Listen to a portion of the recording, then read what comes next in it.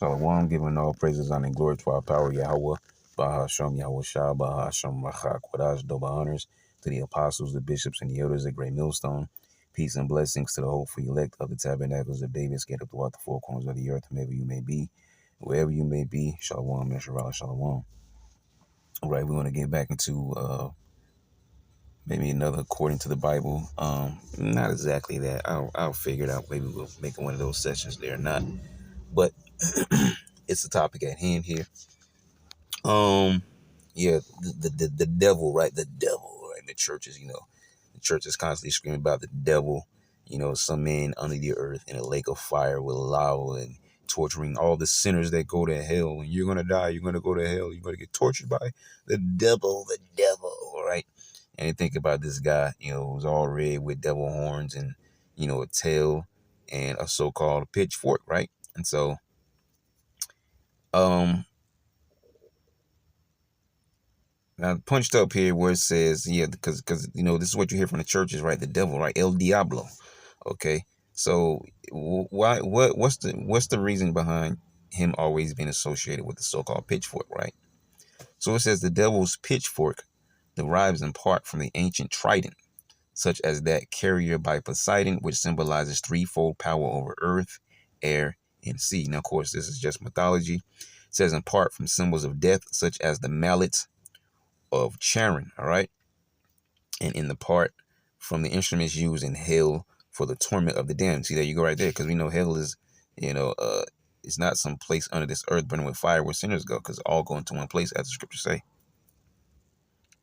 Mallet of Charon says he is often portrayed with a vanth, a winged figure also associated with the underworld.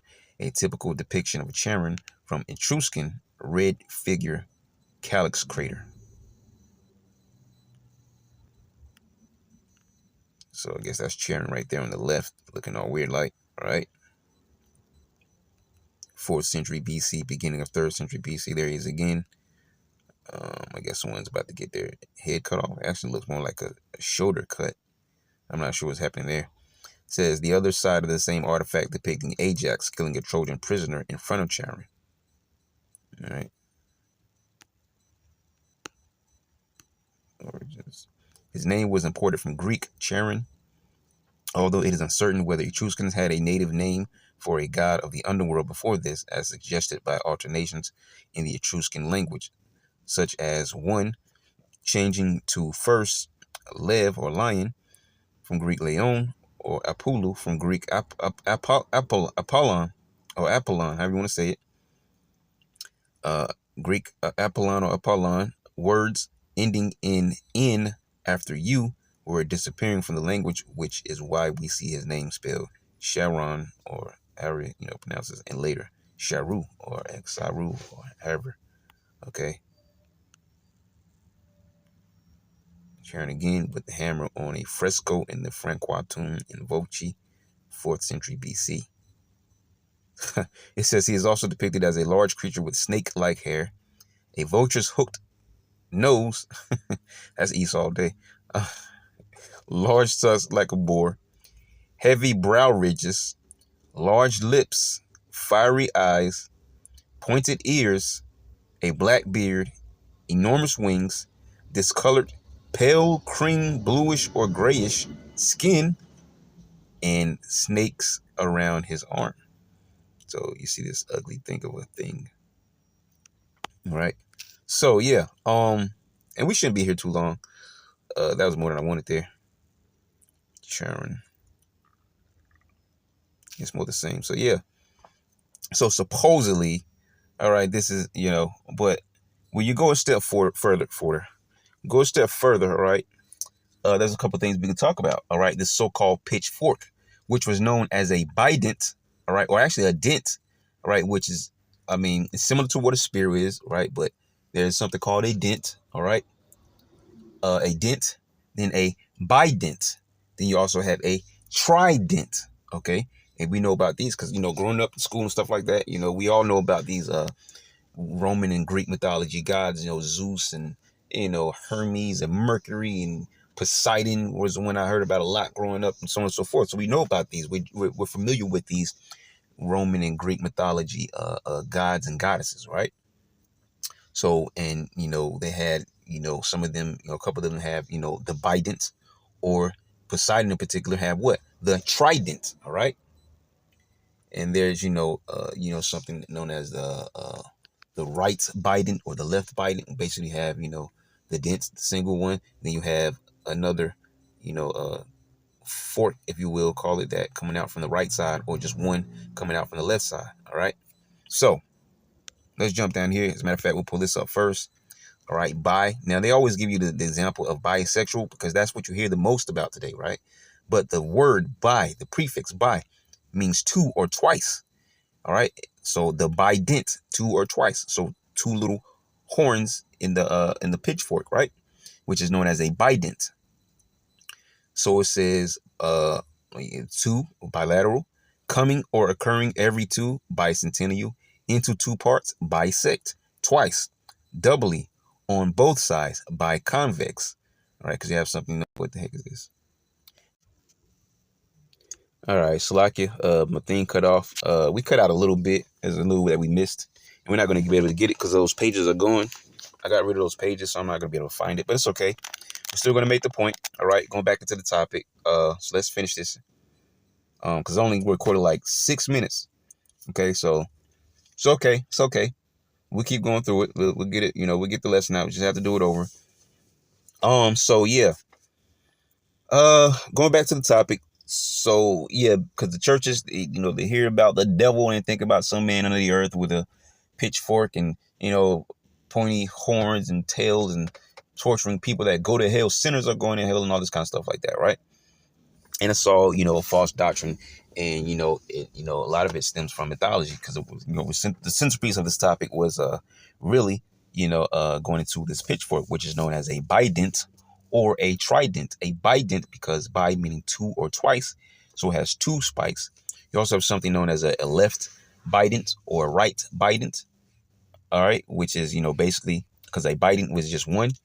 I'm sorry, a dent is just one. Then you have on the left side a spike, if you will, or a fork, if you will, coming out from the left side. So it's called a left bident because you still have two forks, all right, on it. Or a right bident because you have one in the middle and then one coming out from the right side. But then you also have a regular bident, like kind of what you see here. That is a bident, all right. Yeah, and so this is so-called in mythology Hades, all right, known to have a bident, all right. So it says a bident is a two-pronged implement resembling a pitchfork. In Greek mythology, the bident is a weapon associated with, here it is right there, Hades or Pluto, all right. Hades in Greek, Pluto in Roman, all right. Same gods, just different equivalent, all right, different names, right? Gods and goddesses, right? And it's all mythology, it's all false. It says the ruler of the underworld, okay. And to look into that, because I'm not sure if that was caught on screen or not. A pitchfork or hayfork is an agricultural tool used to pitch loose material such as hay, straw, manure, or leaves. It has a long handle and usually 2 to 5 thin tines designed to efficiently move such materials. And the tines are those so-called forks. See, tines, it says prongs or teeth. See, the teeth, all right, of it are parallel or branching spikes forming parts of a tool or natural object. They are used to spear, hook, move, or otherwise act on other objects. They may be made of wood, bone, metal, or similar materials. All right. So this 3-pronged teeth would be similar to what you would know as a trident because it has 3 prongs, 3 teeth to it. It says the number of tines on tools varies widely. A pitchfork may have just 2. A garden fork may have 4. And a rake or harrow, many. Tines may be blunt, such as those on a fork, used as an eating utensil, or sharp as on a pitchfork, or even barbed as on a trident. The terms tine and prong are synonymous. A tooth of a comb is a tine, all right? The term is also used on musical instruments such as the Jew's harp, tuning fork, guitarette, electric piano, music box, or mbira, or kalimba, which contain long protruding metal spikes, or tines, which are plucked to produce notes. All right. It says tines and prongs occur in nature. For example, forming the branched bony antlers of deer or the forked horns of pronghorn antelopes. The term tine is also used for mountains, such as the fictional Silver Tine in The Lord of the Rings. Okay.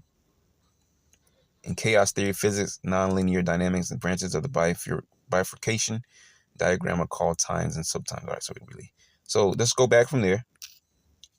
All right, and we also saw that it mentioned, okay, so it says the term also applied colloquially but inaccurately to the garden fork. While similar in appearance, the garden fork is shorter and stockier than the pitchfork, with 3 or 4 thicker tines or teeth, all right, intended for tuning or loosening the soil of gardens. Yeah, because you have sometimes soft soil, all right, and then you have, thick soil. So, like you ever, dug something, you jab the shovel in to the ground, then you, hit it with the boot 3 or 4 times to really dig it down in there. Then you scoop up, and then you do it again, right? Because you have some harder dirt and some softer, soft soil, right? Anyways, let's go back. So yeah, Hades right here, Pluto. Hades, all right, says the ancient Greek religion and mythology is the god of the dead and the king of the underworld, with which his name became synonymous. Hades was the eldest son of Cronus and Rhea, although this also made him the last son to be regurgitated by his father. Yeah, I think Cronus, or whatever, that Greek mythology, he used to eat his children or something like that. They were the Titans, all right, and the Titans it's just craziness, all right. It's all mythology. It's all just false. He and his brothers Zeus and Poseidon defeated their father's generation of gods, the Titans, yeah, right there, and claimed joint rulership over the cosmos. Hades received the underworld, Zeus the sky, and Poseidon the sea, with the solid earth along the province of Gaia, available to all three concurrently. In artistic depictions, Hades is typically portrayed holding a bident, all right, and wearing his helm, with Cerberus, the 3-headed guard dog of the underworld, standing at his side. You see, so the bident is known for Hades, the hold the god of the underworld. He has a bident, right? And you see that with these churches, man. That's why they refer to the devil. He got a pitchfork, all right. He's holding a bident, okay. And even then, it's still false, because there's no such thing as hell on the earth. We can prove that with Revelation 20, all right. That's false doctrine, okay. It's talking about sinners going to hell when the scriptures tell you they're all going to one place, and that clearly ain't hell, okay. It's bad to the Father of Spirits, the Ancient of Days, all right, to the heavenly realm.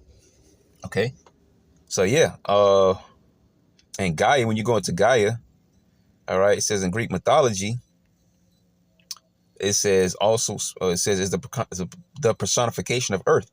Gaia is the ancestral mother, sometimes parthenogenic, of all life. She is the mother of Uranus, sky, with whom she conceived the Titans, themselves parents of many of the Olympian gods. You see, so this is an asexual mess. This is where the same thing like you get with black woman is God, all right, or God is a woman, all this kind of nonsense like that. Asexual. So she gave birth to the Titans, and the Titans gave birth to those that you hear about mythology like Zeus, and we just talk about Hermes and all these different kind of guys like that. And so they warred against the Titans. Their father and their generation of gods overthrew them. Like, if you're a god, how you defeat it, but whatever. Overthrew them, and then they became known as the new gods, and the humans of the earth worship us, and we're not going to interfere with their life on the earth, but they have to worship us and call upon us and all this kind of madness. All right, straight craziness. It's mythology, man. Okay, gods overthrowing gods and stuff like that. All right, it's madness. And you even get false doctrine of Satan. He fell from heaven, he took angels with him, and they became the demons. And it's all nonsense, man. It's all false doctrine. All right, it's all mythology. And even in the scriptures, because the Israelites fell to these things, that ye were Gentiles carried away to these dumb idols. All right. They talk about Barnabas and Paul. All right. Zeus and Hermes, which were Greek Roman gods. Right. See? So, did we just get that? Oh yeah, parthenogenic. All right. Asexual reproduction. Okay, is a type of reproduction that does not involve the fusion of gametes or change in the number of chromosomes. The offspring that arise by asexual reproduction from either unicellular or multicellular organisms inherit the full set of genes of their single parent, and thus the newly created individual is genetically and physically similar to the parent or an exact clone of the parent. Asexual reproduction is the primary form of reproduction for single-celled organisms such as archaea and bacteria. Many eukaryotic organisms, including plants, animals, and fungi, can also reproduce asexually. invertebrates, the most common forms of asexual reproduction is parthenogenesis, which is typically used as an alternative to sexual reproduction in times when reproductive opportunities are limited. Some monitor lizards, including Komodo dragons, can reproduce asexually. But where does that mention people? All right. That doesn't even say anything about angels, okay? Or even their little false gods. Where does it mention these things at? See? So, just making some points here. Yep. It says she can see the Titans, themselves parents, many of the Olympian gods, the Cyclops. Yeah, that like that movie, the Odyssey. All right, you had Poseidon in that movie. He was supposed to be the father of the Cyclops. That was early on in the beginning of the movie where they had to escape from the cave of the Cyclops because he started eating them. It says in the giants as well as of Pontus sea, from whose union she bore the primordial sea gods, her equivalent in the Roman pantheon was Terra. Terra meaning earth. Mother Earth, you see, is a personification of the earth. Although Tellus and Terra are hardly distinguishable, during the imperial era, Tellus was the name of the original earth goddess in the religious practices of the Republic or earlier. All right, so let's go back. So going back to Hades, right? The one known to have the biting, all right? So, I think we read all this. Yep, we read all of that. Yep. So it says, likewise, the three-pronged trident is the implement of his brother Poseidon. All right, Poseidon in the Greek, in the Roman, he known as Neptune. All right, god of the seas and earthquakes. While the lightning bolt, which superficially appears to have a single main point or prong, all right, is a symbol of their youngest brother, Zeus or Jupiter. All right, Zeus in Greek and Roman, Jupiter. King of the god. Actually, I think is Zeus in Roman. I forget. I believe it might be Greek in Zeus, and then in Roman mythology, he's known as Jupiter. Same god, different name. All right, that's it.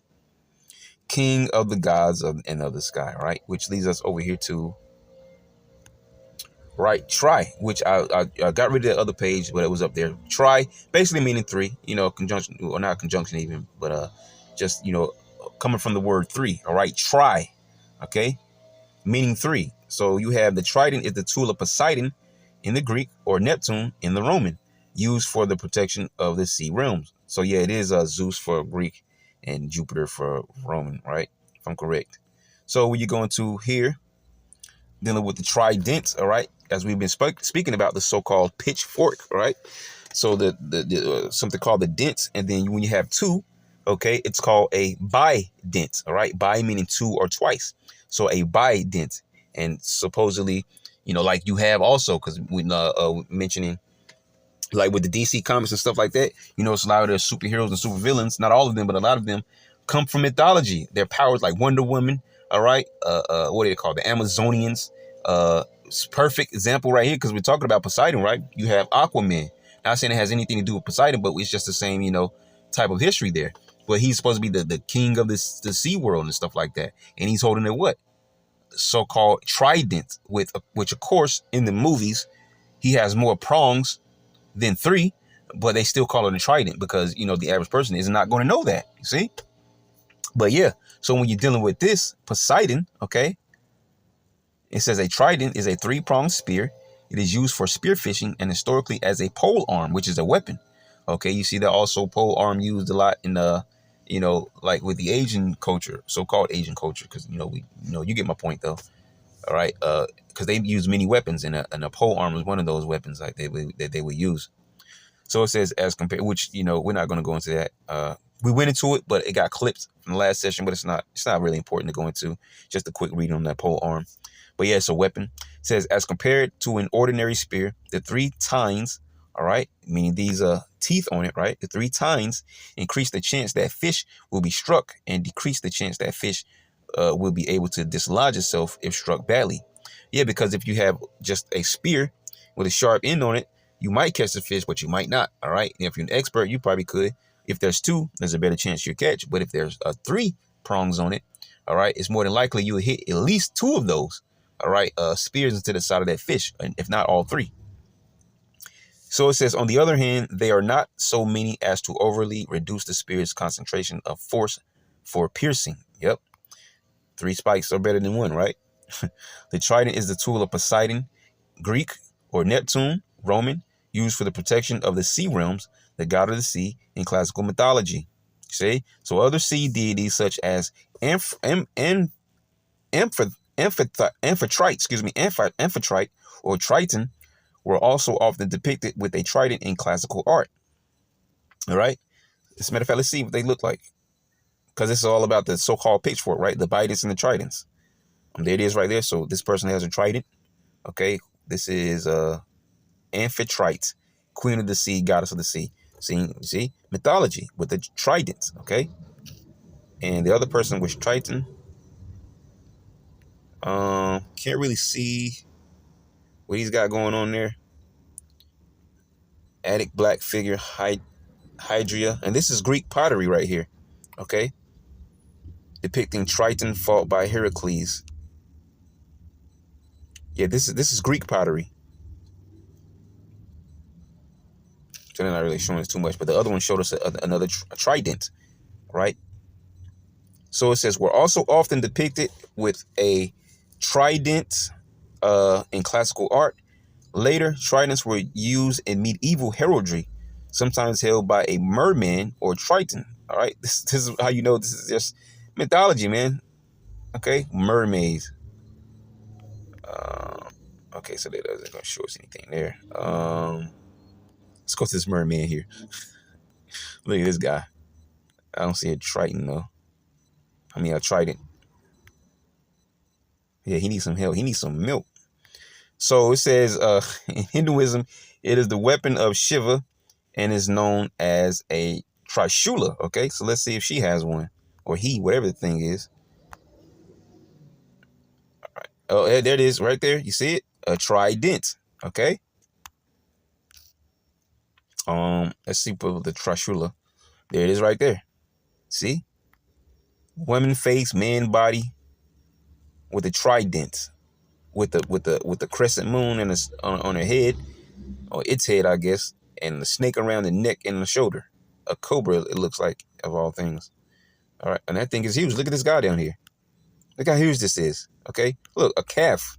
Okay, look, got people on the side right there. Look, the elephant thing. Okay, because that's the elephant head. You see? So look, and this is what the scriptures talk about when it says, the Lord alone shall be exalted in those days. All these false gods and idols, hey, this is going to be destroyed. That Jesus statue in, is it South America somewhere, Brazil or something like that, whatever, with the arms outstretched, that's going to get knocked down. Okay, the Statue of Liberty, blasted. All right, anything like this, all these false gods and idol statues and things of that nature. Okay, even people with statues of themselves. All right, they're going to get blasted and taken down, man, because the Lord alone shall be exalted in those days, man. But let's keep going with our topic, though. Let's back up here. So Sanskrit for triple spear. There you go, triple spear. It is also, woo, there we go, because we just mentioned him. There you go. See, it is also associated with Aquaman. That's why we mentioned the DC characters. Some of their heroes and villains, come from Greek and Roman mythology, all right? They pull from those things to make some of their characters, all right? And you'll start to notice it more now that we've mentioned it twice now, and you're checking these things out. You're like, oh, yeah, all right, yep, from this, from that, yep. I'm not saying everybody, but a lot of that mythology is implemented to their characters. So it says the trident is an important military, especially naval, symbol as an element for forces such as Hellenic Navy, United States Navy SEALs, United States Naval Academy, Cyprus. We don't care about all that. All right. So I believe that is everything from here. We back up, see where we were. Yep. So we'll make you disappear. And that was the question we started with. All right. So what we want to do is over here now, get into the scriptures about El Diablo, all right? Because the church is all creeped out and bugged out by the devil with a pitchfork, all right? And it's known as a bident or a trident, all right? Now, also, there could be more forks or prongs or teeth, all right, on a dent, all right? But that's the base thing, okay? The understanding of that and what these churches refer to, okay, which is why we have that thumbnail there, which I apologize for once again, if I didn't the first time, okay? But that's the reason I put it up, because this is what the churches think of when they hear about the devil, and Satan, hell, and stuff like that. That's what they think of, and that's all pulled from false doctrine and mythology, man. So let's get the scriptures now, and we'll end it off on these. 1 Peter chapter 5. All right, we're going to hit them very quick because these are just points we're going to make. Verse 8. Be sober, be vigilant, because your adversary, the devil, as a roaring lion, walketh about seeking whom he may devour. Let's get the word devil on the screen. Diablos, el diablo. All right, diablos. All right. I shot him 6 times. All right. Prone to slander, slanderous, accusing falsely, a calumniator, false accuser, slanderer. Who does this lines up with in the scriptures? Esau, Edom, the physical counterpart of the spiritual demon Satan. So it's not talking about some man under the earth, man. When you start to talk about the devil, that's what they're referring to, but that's not facts. Those are not the facts, man. No person is going to hell under the earth in the lake of fire forever, being tortured by the devil, right? All going to one place. All will receive their judgment. There's those that are allowed to receive destruction, and the small remnant who are going to receive salvation. And those receiving salvation are all going to be Israelites only. And all those that receive destruction are going to be a mixture of Israelites and heathen nations. But all Israel will be in the kingdom. That's the difference between the heathens and Israel. Okay, the remnant is what matters on this side, but on the other side, all Israel will matter, and all Israel will be coming back into the kingdom. Metaphorically, here's the point. Apply to a man. A man. You see? How they know and the churches don't know. Okay? I believe it's some Christians that own this, right? So how do they know and you don't know? Apply to a man who, by opposing the cause of the Most High, may be said to act the part of the devil or to side with him, which is who? The horn of our adversaries, Esau, Edom, the so-called white man. You see? Diabolo, however you want to say it. To throw across, to calumniate, slander, accuse, defame, to traduce. You see, it's all the same there. Let's get the word traduce. Speak badly of or tell lies about someone so as to damage their reputation. That's what they do. The accuser of our brethren is cast down. They accuse us to the Father day and night, but they don't know that the Lord not dealing with them. Never has and never will. He's dealing with the Israelites. All right, so that's going to backfire on them. So you see, all these things, we're making some good points here if you see where we're going now. Let's read this again. Be sober, be vigilant, because your adversary, the devil, all right, which we know there's a spiritual demon, Satan, but how does he play that out? He has demons that go out, the angels on the left-hand side, and also they enter into other vessels on the earth, other people on the earth, okay? And the main ones they enter into are the Edomites, man. So you have both sides of that, the spiritual demon, okay, Satan, and then you also have his physical counterpart on the earth, the Edomites, okay? So as a roaring lion walketh about seeking whom he may devour, all right? Has nothing to do with some guy under the earth, okay? And from that scripture, it bounces us over to Job chapter 1, verse 6 and 7. Now there was a day when the sons of God came to present themselves before the Lord Yahweh, and Satan came also among them. Wait a minute. You mean to tell me that Satan can kick open the door, waving the 4-4 trident? Just do what he wants to do in the heavens. You see how bugged out these people are? You just roll right up in the heavens. The Lord called a meeting of the sons, all right, the angels, and Satan just, snap, a meeting. Oh, perfect time. I came at the perfect time. I got some more for you. Let's roll up in here. It's nonsense, man. Okay? He ain't doing what he wanted. The heavens has complete order, because to say that Satan got kicked out of heaven and this happened, that happened, war in heaven, is to say that the Lord does not have all power and all control over all situations, whether it be in the spiritual realm or in the earth. You're saying that the Lord is not all powerful, and they don't know what they're saying when they say things like this. You see? So let's see what the KJV. I mean, we in the KJV. Let me read the other verse. I'm gonna see what the other translations read on this verse. So verse 7, and Yahweh said unto Satan, whence comest thou? Then Satan answered Yahweh and said, from going to and fro on earth, and from walking up and down. So Satan just came and kicked the door open. He was unannounced, uninvited, and the Lord just goes into this soft conversation. Hey man, where you been at, buddy? I just been going here and there, sir. Come on, you see how stupid that sounds, man? You come in there unannounced, and the Lord just has a casual Conversation with, oh man, what's up, man? I ain't seen you in a while. Where you been at? I just going here, and there. You know what you created before? You get it. Sorry about kicking down your door. I'll get one of those angels over there to fix your hinges and stuff like that, man. Fix that gate over there because I kind of crushed a few of them when I came in here. It's stupid. Shaitan, adversary, one who withstands. Adversary in general, personal or national. We don't need that one. Look, superhuman adversaries. So we have adversaries on the earth as well as adversaries in the spiritual realm, which are on the left-hand side. You see? It goes back further. Let's get it?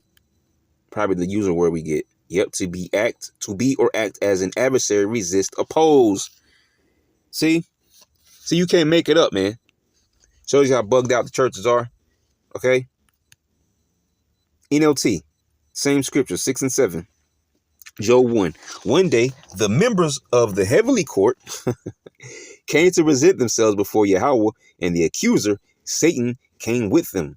Where have you come from? Yahweh asked Satan. Satan answered Yahweh, I have been patrolling the earth, watching everything that's going on, which is what the Lord created him for. Yes, got the wrong button there. Let me back up. Let me get the AMP. See what the AMP reads. AMP, same scriptures, 6 and 7. Now there was a day when the sons of God, angels, came to present themselves before the Lord Yahweh, and Satan, adversary, accuser, because that's what his name means, but he's also an angel as well. On the left-hand side, even Satan disguises himself as an angel of light, which means he has to be an angel on the left-hand side as well to disguise himself as a right-hand angel. Let's keep going. Also came among them. Yahweh said to Satan, from where have you come? Then Satan answered Yahweh, from roaming around the earth and from walking around on it. See? Let's get one more. Everyone's in the blue, right? Same scriptures, 6 and 7, NIV. One day the angels came to present themselves before the Lord Yahweh, and Satan also came with them. Yahweh said to Satan, where have you come from? Satan answered Yahweh, from roaming throughout the earth, going back and forth from. It's the same thing over and over and over. Let's get the NKJV. One more. All right. And there was a day when the sons of God came to present themselves before Yahweh, and Satan also came among them. And the Lord Yahweh said to Satan, from where do you come? So Satan answered the Lord Yahweh and said, from going to and fro on the earth and from walking back and forth on it. It is the same thing over and over and over and over. See? So let's move over here to 1 John 3 and 7. Little children, let no man deceive you. He that doeth righteousness is righteous, even as he is righteous. He that committeth sin is of the devil. For the devil sinned from the beginning. For this purpose, the Son of the Most High was manifested, that he might destroy the works of the devil. Now, once again, you have two sides to this thing, because of course you have the spiritual demon Satan, who operates in a physical seed line in this earth, which is through what? The Edomites. All right. That's why the scriptures mention. As a matter of fact, we'll get it next. Okay. The devil coming down with great wrath. Okay. Because you have to understand when it's talking about the spiritual demon Satan and the left-hand angels, and when it's talking about the Edomites here on the earth, because they're known as the devil as well. Okay. Which means what? A slanderer, accuser, a calumniator. All right. He that committed, and even Yahweh Shai, I believe it was Yahweh Shai that said that you are of your father, the devil. All right. He was talking to Israelites when he said that. You see?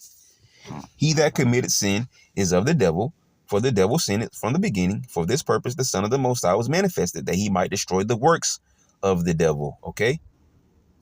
And I'm pretty sure the same thing will come up here. Diabolos, you see? El Diablo. All right. So let's go over here to Revelation 12. And we're going to get a few here. Revelation 12 and 12. Therefore rejoice ye heavens, and ye that dwell in them.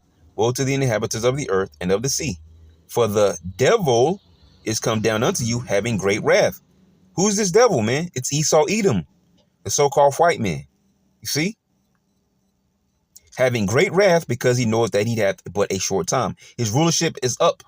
All right? His rulership is over. We're just waiting for the Lord Yahweh Ba'ashem Yahushua to finish it off, man. But it's time for this man to go down smoking. I will roll you down from the rock to make you a burnt mountain. Destroy this wicked kingdom that he has prospered in. All right, even all the way back to the Greeks, man. The Romans, then to the Renaissance period, and in America now. And now throughout all the earth, man, their wickedness has surpassed all the earth. You see, their sins have reached unto heaven, like it says in Revelation 18. All right, unto the skies, man. Okay. But the scriptures also say how our prayers pierce the clouds, right? Because the Lord is hearing us crying out about this captivity, crying out about these men, crying out about our adversaries, crying out about all these heathens that are our enemies. You see, the souls of the just are crying out. All right, set a mark upon them that sign, cry for the abomination that be done in the midst thereof. The hopeful elect remnant.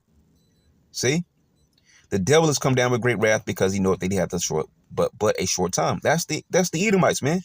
With under the command of the banking families, all right, to unleash all hell on this earth, because there's this angry, kicking, screaming babies, all right, that don't want to be taken out of power. See? And it was gifted unto you, but only for a season, as all the other nations were. And when the dragon saw that he was cast unto the earth, which the dragon is symbolic of their empire, all right, the red dragon, that's the empire of the Edomites, man. He persecuted the women which brought forth the man child, all right, which are us Israelites. And to the woman were given 2 wings of a great eagle, that she might fly into the wilderness, into her place. Which we don't even read that scripture there. But we guess we'll read it. Because it's talking about us, being taken to the captivities, all right, slave trades and things of that nature. And we had to survive here when we were taken away from our land. Where she is nourished for a time and times and a half a time from the face of the serpent. Come on, man. The serpent.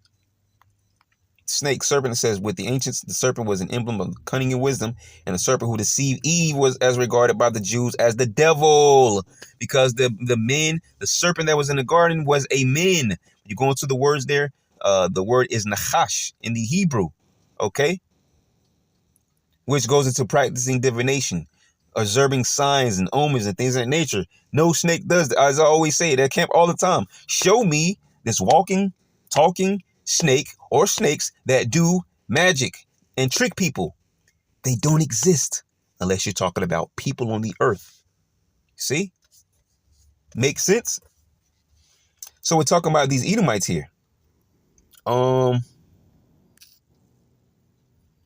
I'm not going to go over there to the Genesis scripture, though. Just making that point. I'm trying to close this off real quick, though, because it's actually going to take me longer to upload since I have to join 2 clips together, because we got clipped early on at the 6-minute mark. But we'll get it out sometime. Whenever it converts, we'll upload it. You'll get the lesson later on today. Jumping up. Let's jump up to verse 7. Let's get 7 through 9. All right. Out of power, right? The angel, Ma'aka'Allah. And there was war in heaven, meaning where? Up above our heads. All right. Not in the heavenly realm, just up above our heads. All right. Because no one is going to enter to the heavenly realm and just do all this kind of fighting and stuff like that. All right. No. All right. It says there was war in heaven. Michael and his angels fought, being the right hand side, the angels of the heavenly realm, the right hand side, right? Against the dragon, which is the empire of the Edomites. So it's talking about what? The dragon fought and his angels. So it's talking about Esau and his army, his choppers, his planes, his jets, his tanks, his bombers, his seamen on the ships and the stuff like that, the submarines and all these different things. All right, that's Esau's army. Okay, which they call their choppers angels. All right. So it says, and prevailed not, because they lost. This wasn't a battle that was meant for them to win in the first place. And that's why it's written this way. It's time for you to go out of the power, taken out of power. And prevailed not, neither was their place found any more in heaven. Now it says 2 heavens here. One heaven is talking about above our heads in this, up above where you see the clouds in the sky at. And the second heaven is talking about taking them out of power. Okay. Like the old saying goes, white man's heaven, black man's hell, right? Well, that's where we're living at, in hell. We're in captivity, okay? We're playing out a particular condition, which hell is really the grave, all right? But I'm just making a point from that other angle there. We're playing out a hellish condition right now, being in captivity under these heathens who are reputed as nothing, as the scriptures say, all right? But as a vessel that dropped from a bucket, as spittle, okay? As vain. They mean nothing. They're simply created to be our slaves forever. But we have to go through a process to get there, and we're not there yet. And prevailed not, neither was their place found any more in heaven, in power. And the great dragon, all right, was cast out, that old serpent. Wait a minute. I'd have thought it was a guy under the earth in a lake of fire, torturing people, sinners that go to hell, with a so-called pitchfork, or a bident, or trident. That's not what it's talking about. See? That's the wickedness of these churches, that they actually want to send someone somewhere. Because they act like they're so righteous and they're so holy and we love everybody, but you niggas want to send people to hell to burn forever, man. Come on, man. And the great dragon shows you how wicked they are, man. Okay? I don't want anyone to burn forever in hell, especially the heathens, because I need slaves. You see?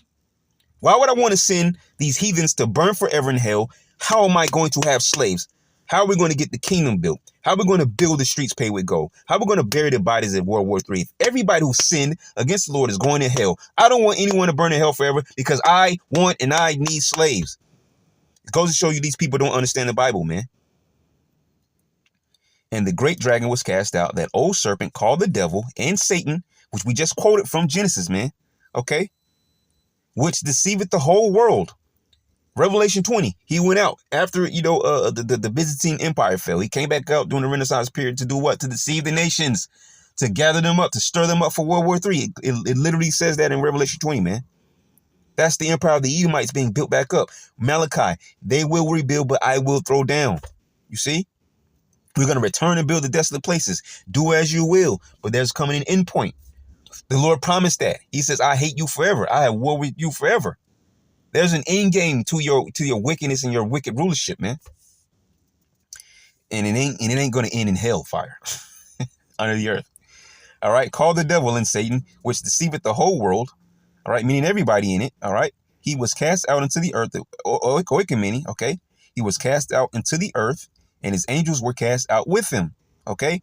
They lost. They were defeated. Okay. They did not make it. All right. The only ones that made it out of what's coming are those that hid into their bunkers. All right. And their family members, those that they deemed as the 1%ers. Right. They hold all the power and wealth and certain knowledge to themselves. All right. Those are the only ones who are going to be surviving. All right. And they're going to get pulled out of their bunkers. All right. Now you have other like stragglers, but people are going to get killed off, man. With the great earthquake and what's going to happen. All right. The majority numbers of people that are going to survive are going to be in those bunkers. And those people are meant to be in those bunkers because otherwise Psalms 149 would have to be written differently. But it says to bind their kings with chains that know with fetters of iron. That carries us over to Isaiah 60. Okay. Kings shall be thy nursing fathers, and something about their nursing mothers, something like that. And those that afflicted thee shall come bending unto thee, bow themselves down to thee. See? I can't do that if my slaves are in hell, burning forever. All right. I can't walk on their backs. All right. There's a little mud puddle. All right. And I instead tell that slave to get down. All right. So these two women can walk over this mud puddle, walk on your nasty back. All right. I get them some new slippers afterwards. Walking over your little nasty back. I can't do that if you're burning in hell forever. Make it make sense, man. Down there with a biting or a trident get poked up in your rib cage. Okay. That's not going to happen, man. And that's where we started in verse. Actually, we didn't get verse 10, I don't think. All right. Or did we? Okay.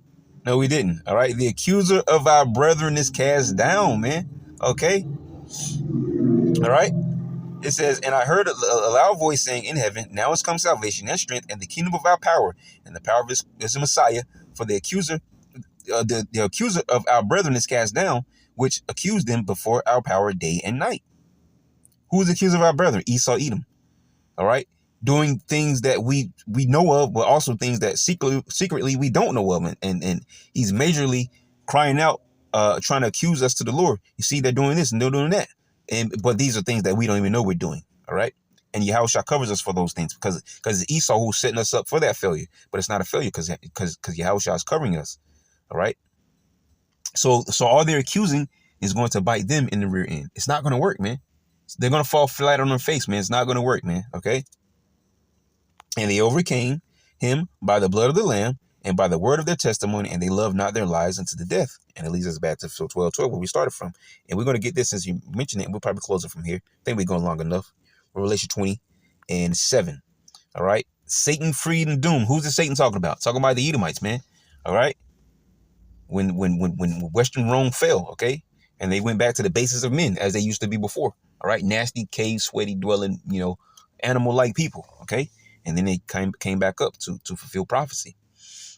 Verse 7, Revelation 20:7. And when the 1,000 years are expired after the Byzantine Empire fell to the Turks, all right, or the Seljuks, Satan shall be loosed out of his prison. Satan who? The adversary, the accuser of our brethren, which are the Edomites, man. All right, the spiritual demon Satan will work through them, all right, on the left-hand side, because they commune with the left-hand side, right? And mask being controlled also by the Heavenly Father, man. All right, so they are in a trick bag that's in the side of a trick bag. And that's why it says, stand now with thine enchantments, all right? Which what I've allowed for you to work, what I allow for to work for you, all right, for, you know, to fulfill prophecy is no longer going to work anymore, because now, all right, I'm about to bring this thing to a close, your rulership to a close, and and establish the kingdom of heaven. So all your left-handed means is not working for you anymore, all right? Stand now with thine enchantments, man. If so be, it'll help you, but they're not. And shall go out to deceive the nations which are in the four quarters of the earth, Gog and Magog, that's Russia. And when you go to Ezekiel 38, there's others gathered unto Russia as the backbone, all right? And other nations are also mentioned, okay? Because that's why it's called a world war.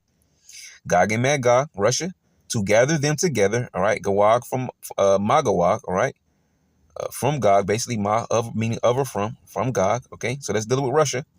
To gather them, and right now the leader is Putin. It looks like he might be the leader to the end, but you never know. He can get replaced. But for now, Putin is their leader. It says to gather them together to battle, which is World War III, Armageddon, one mountain in the valley of the troops, right? The third woe, the number of whom is as the sand of the sea, deep in numbers, in army, in force, all right? Calls them a storm or as a cloud, all right? In certain chapters. Verse 9 says, and they went up on the breadth of the earth and compassed the camp of the saints. Who are the saints? The Israelites. Psalms 148. And the beloved city. And fire came down from the Most High out of heaven and devoured them. And the devil, see, that deceived them, not the guy under the earth, because he doesn't exist. He's also mythology. And the devil that deceived them was cast into the lake of fire. Esau taken out of power, as we read it in Revelation 12. No more was his place found in heaven, in power, in rulership. All right, his time is up, like all the other nations' time were up. All right, Daniel 2, the stone that smote the foot of the statue. That is Yahushua coming to establish the kingdom of heaven. His kingdom, okay? Which by default, because it's his kingdom, is the kingdom of the Israelites. And the devil that deceived them was cast into the lake of fire and brimstone, where the beast and the false prophet were. All right, the other nations, the whole system they put together, and the false prophets talking about, you know, that Roman Catholic Church is the biggest following mass, right? They like that word mass, right? Mass of people, following of people. All right, it's from the Roman Catholic Church. Next to that might be Christianity, I'm pretty sure, but who knows? You probably have to Google that if you like. It's not important for us to grab it right now. It says, in brimstone, where the beast and the false prophet are, and shall be tormented day and night forever and ever. What does this mean? It means only until the Lord puts them to death. And also when he speaks about the destruction of Babylon the Great by fire, all right, he's going to allow that to burn for a while. And when he finally decides he's going to put that out, he's going to put it out. And it's going to be a desert land. And that's how we know he's going to put the fire out. It's not going to burn forever, because it's going to be a desert land for desert creatures forevermore. It's going to be forever desolate. No one's ever going to build up here. It's going to stretch upon the line of confusion and the stones of emptiness. The only thing that's going to be here are animals, all right? Desert creatures, okay? Last verse, verse 11 says, judgment at the throne of the Most High. And I saw a great white throne, and him that sat on it, from whose face the earth and the heaven fled away, and there was found no place for them. All right. So yeah, that was it, man. Just going to that topic. All right. Really, we got more than what we wanted, but you know how it is sometimes, because you know the topic was the devil, right? El Diablo, all right, his so-called pitchfork, which is known as a bident or a trident. Okay. So you know you got a couple things that were mixed in together to make the point of the whole lesson. So we'll leave it at that. Lord willing. But yeah, there's no place under this earth burning with fire. All right. Okay. We're in 20. Let me see if I can find the scripture. Verse 14, and death and hell were cast into the lake of fire. This is the second death. The second great death is America being on fire by the nuclear missiles. So if death and hell are synonymous, what does it mean when it says hell is cast into the lake of fire? But I thought hell was the lake of fire, and the lake of fire was hell. And I thought this was all under the earth, because it's all mythology and it's all false doctrine. So we'll leave it at that. All right. Lord, will you edify? Shalom.